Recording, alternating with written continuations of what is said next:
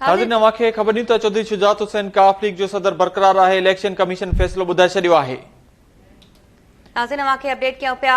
चौधरी शुजात हुसैन काफ league जो सदर बरक़रार आहे। इलेक्शन कमीशन फ़ैसिलो ॿुधाए छॾियो आहे। अवांखे अपडेट कयूं पिया। ख़बर जे हवाले सां इलेक्शन कमीशन चौधरी शुजात खे पार्टीअ जो सदर बरक़रार रखी छॾियो आहे। चौधरी शुजात पाकिस्तान मुस्लिम लीग काफ जो सदर बरक़रार रखियो वियो आहे। इलेक्शन कमीशन चौधरी शुजात खे पार्टी सदारत तां हटाइण वारे मामले बाबति फ़ैसिलो ॿुधाए छॾियो आहे। अवांखे अपडेट कयूं था। चौधरी शुजात हुसैन काफ लीग जो सदर बरक़रार आहे। इलेक्शन कमीशन फ़ैसिलो ॿुधाए छॾियो आहे।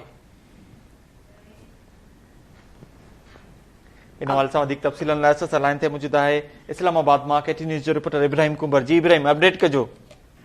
जी बिल्कुल, चौधरी शुजात हुसैन इलेक्शन कमीशन में पार्टी इलेक्शन के हवाले से दरख्वास्त ॾिनी हुई। उन ते इलेक्शन कमीशन फ़ैसिलो महफ़ूज़ कयो। चीफ इलेक्शन कमिश्नर जी सरबराही में इलेक्शन कमीशन दरख्वास्त ॿुधी दलील मुकम्मल थियण खां पोइ फ़ैसिलो महफ़ूज़ कयो। अॼु उहो फ़ैसिलो ॿुधायो वियो आहे ऐं मुस्लिम लीग काफ जी सदारत ते चौधरी शुजात हुसैन खे बरक़रार रखण जो फ़ैसिलो ॾिनो वियो आहे। इलेक्शन कमीशन चौधरी शुजात हुसैन जी इहा दरख्वास्त मंज़ूर करे चुकी आहे, जॾहिं त सेंट्रल वर्किंग कमेटी जो जेको फ़ैसिलो चौधरी शुजात हुसैन खे हटाइण नवां उहिदेदार मुक़ररु करण जो उन ई कार्रवाई खे इलेक्शन कमीशन रद्द करे छॾियो आहे। इहो करार ॾिनो आहे त मुस्लिम लीग काफ जो सदर चौधरी शुजात हुसैन ई हूंदो। जी वॾी महिरबानी अपडेट करण लाइ इब्राहिम कुंबर।